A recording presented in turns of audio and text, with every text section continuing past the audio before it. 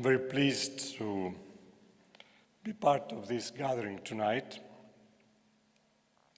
And I'm very pleased also, after the short video presentation of our center, to say that I'm part of this network and this process of KAICIID. And I'm not just saying a center for dialogue, as it is well known, but also I would like to call this a journey for dialogue, a place where we find ourselves networking and joining others in different fields for one goal: coming to know the other better for a better and peaceful world of tomorrow. Almost 3 years ago, I was part of a delegation that attended the encounter of Pope Francis, the Ecumenical Patriarch Bartholomew, and Archbishop Hieronymus of Athens when they visited the island of Lesbos. And this was in order to raise awareness of the emergency and the dangerous situation of migrants crossing the Mediterranean.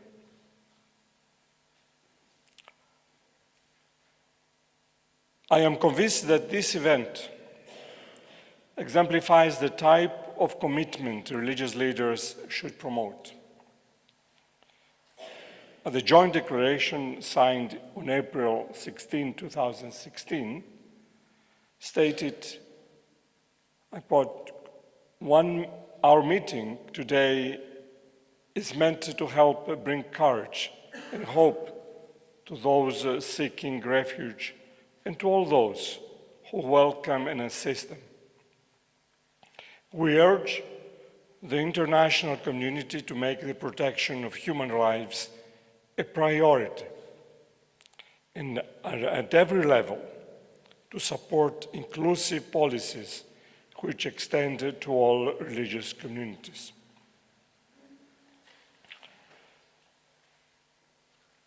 If we just think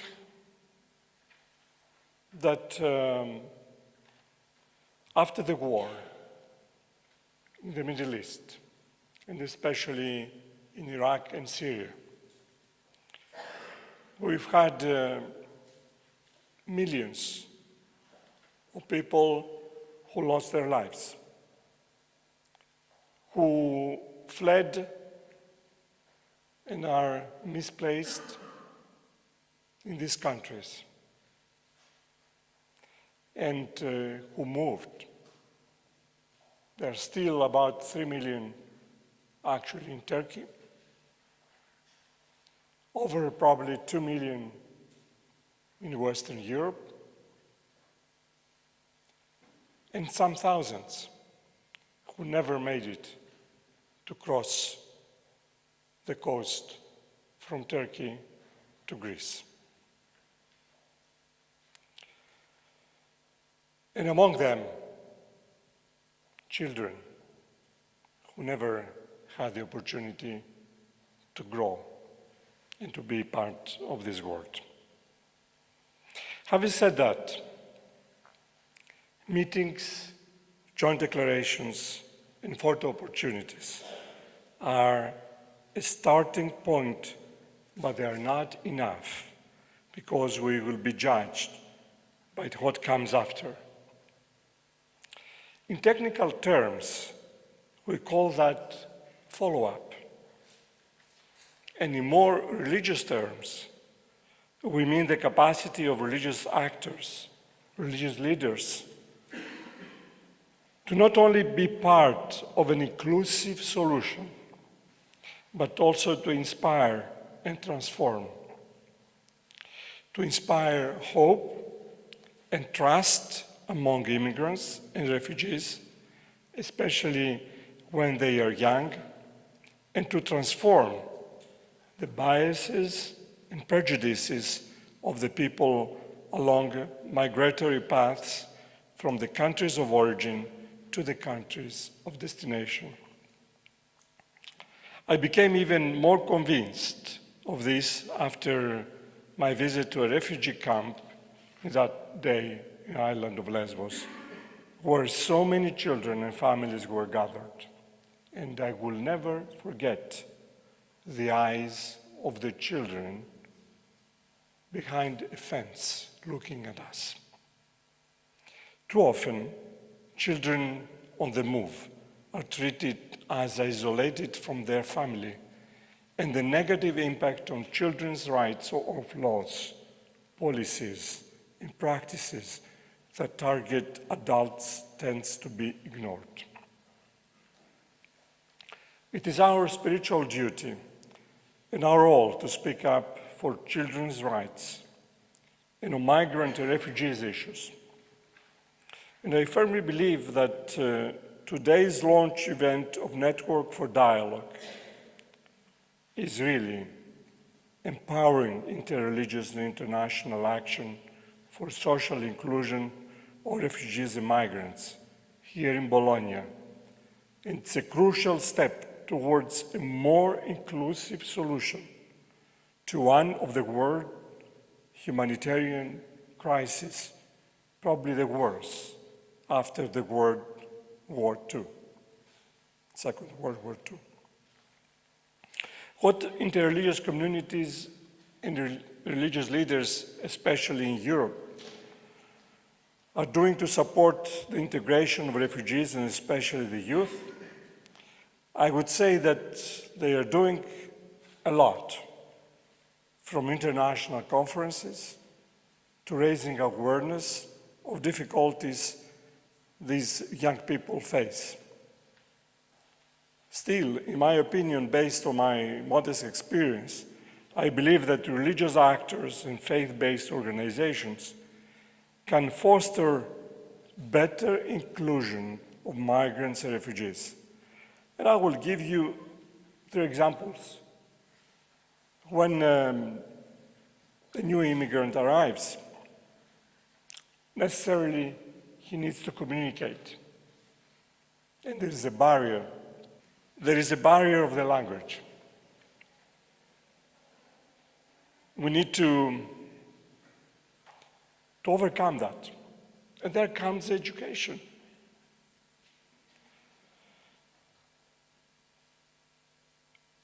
We, as faith-based organizations, can also help to contact other local associations. And I would like to emphasize the role of mediation that the religion can play. And this is why it is essential that the religious communities promote what Antonio Gramsci calls organic intellectuals, meaning people who are able to build bridges between the religious communities and surrounding society. And also, faith-based organizations can help to show that the migrants' culture of origin and the receiving society are compatible. This is where I see the importance that interreligious dialogue can play as a means to respond to the biases and prejudices and to promote peace through social inclusion. That, of course, will require a willingness to meet, to speak, and to interact. I said earlier that interreligious dialogue is a process. It's an open-ended process. And all of us that we are engaged in this dialogue, we are definitely on the same boat with our differences, with our different traditions, but we should contribute all together to a better understanding of the other by rehumanizing the other and thus promoting human dignity and security.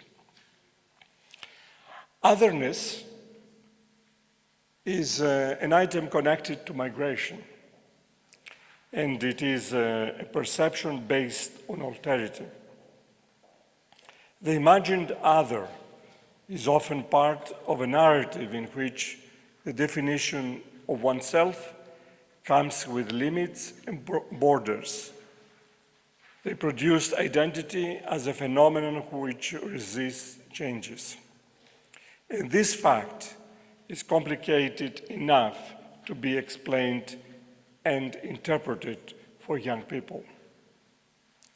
Speaking about identity or even multiple identities remains a taboo in many societies because it goes against the great ground narrative of many nation states and base the concept national identity of the grand national narrative. However, globalization continues to challenge the ethno-national model, and it exposes us to ethnic, religious, and cultural otherness to a degree never before seen in the history of the world. The philosopher Gilles Deleuze once wrote that otherness brings something incomprehensible into the world. Otherness does not start with the other. It starts with ourselves, with the many layers of identity that make a person unique. And it is a learning process and inclusion that is this method. Let me give an example. The humanitarian crisis of migrants in Greece happens on the top of its worst ever economic crisis. However, the broader problem of migration facing Europe is not only caused by flows from the Middle East, but also from the turmoil in the Horn of Africa, the instability and frequent civil wars in the Sahel region, as well as the region's desertification. Similarly, the extensive destabilization of a large geopolitical zone from the Turkish border to the fringes of North Africa constitute a whole spectrum of reasons behind a long-term reality which is very difficult to change, meaning that migration is expected to exist as a continual challenge for the West on a strategic scale. In this context, we should acknowledge the extraordinary initiatives taken by the Church, and especially by the Orthodox Church in Greece, and the Church of Greece, but also the Ecumenical Patriarchate to tackle this issue. Today, we need more synergies, not only between churches, on an inter-Orthodox or ecumenical level, or even between religions, communities. We need better cooperation between religions and international organizations on a global level. We should put more emphasis on how to train the people who will care for and welcome the migrants. The interreligious dimension of this training, including mediation and facilitation, should become mandatory. And we should also make sure that migrants can freely practice their own religion in their new home. As you all know, interreligious dialogue is crucial for the churches.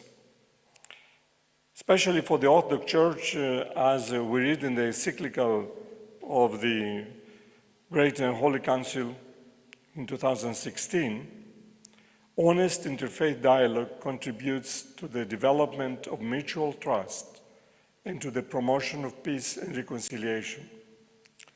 The Church strives to make the peace from on high more tangibly felt on earth. True peace is not achieved by force or arms, but only through love that does not seek its own, and the oil of faith must be used to soothe and heal the wounds of others and not to rekindle new fires of hatred. End of quote.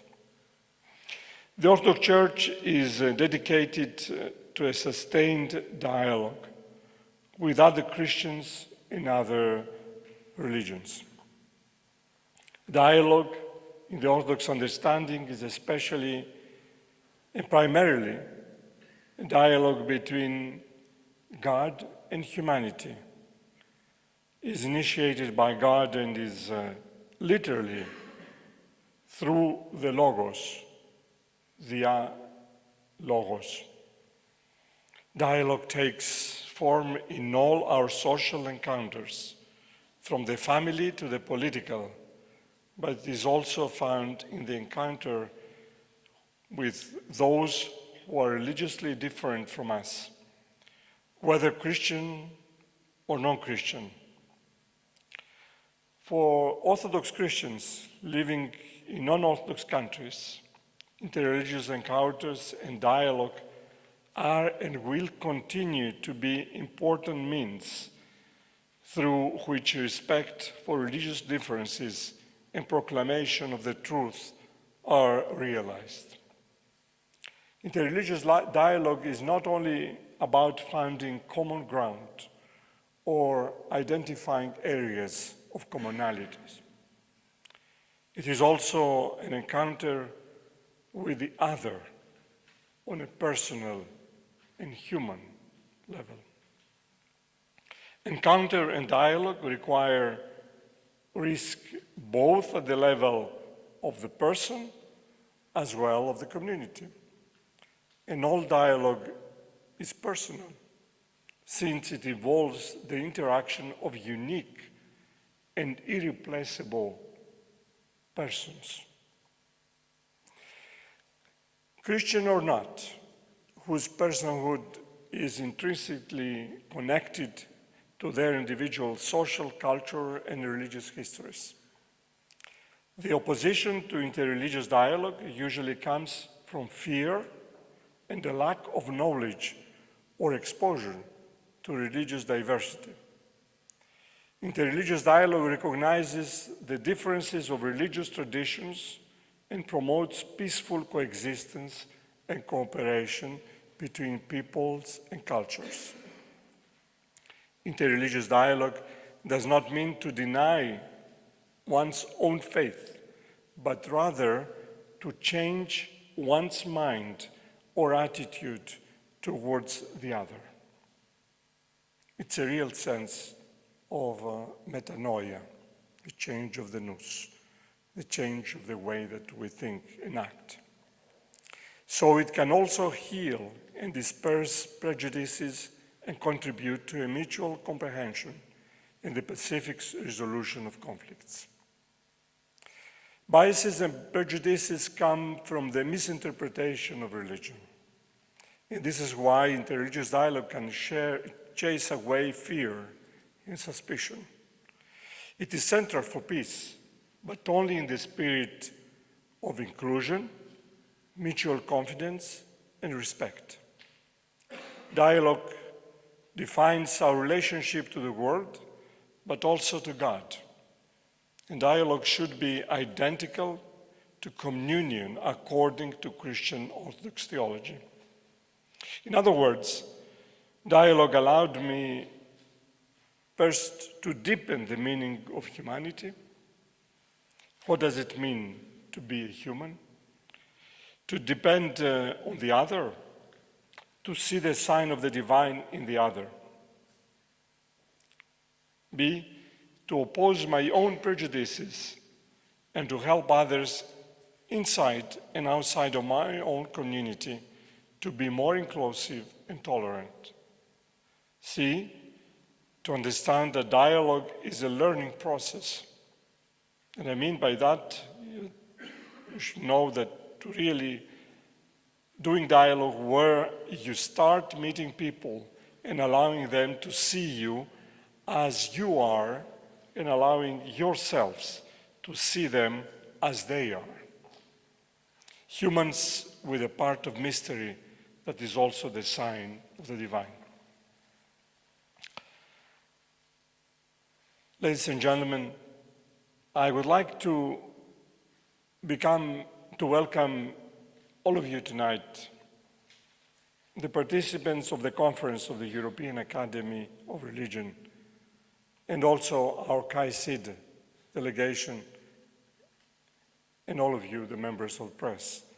And I'm extremely grateful to the organizers of this event for giving me the opportunity to speak and to reflect on the very crucial issue of migration and inclusion, since I'm convinced that a network of grassroots faith-based organizations can provide recommendations for policymakers that will allow the active use of interreligious dialogue with refugees and migrants.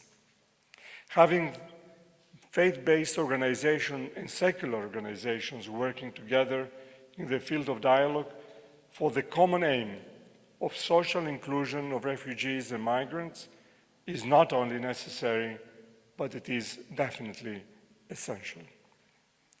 Considering how religion can promote social inclusion, and justice highlights another commitment that we should pursue.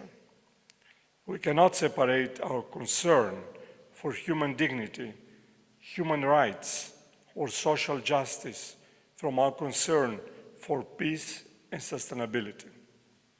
These concerns are closely linked, and if we value each individual, migrants and refugees,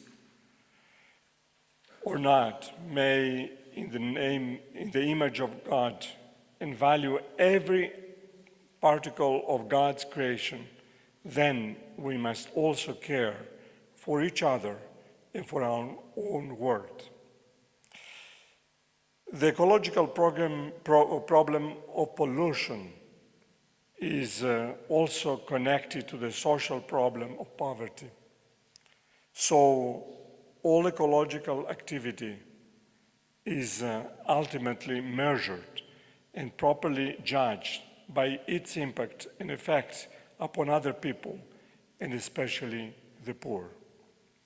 The environmental issue is closely related to our topic today, and in fact, climate change will be in the near future, if it is not already probably the case, of impact more and more of migration flows related to geopolitical conflicts. Our answer should be comprehensive and global. The collective action of believers will apply pressure on world leaders and global decision makers. Sobriety will respond to the appetites of consumerism, and sharing will limit inequality. Finally, charity encompasses the political and the social sphere. Through prayer and commitment, we can be led to a new life, to the possibility of a more inclusive, just, and peaceful society. Thank you very much.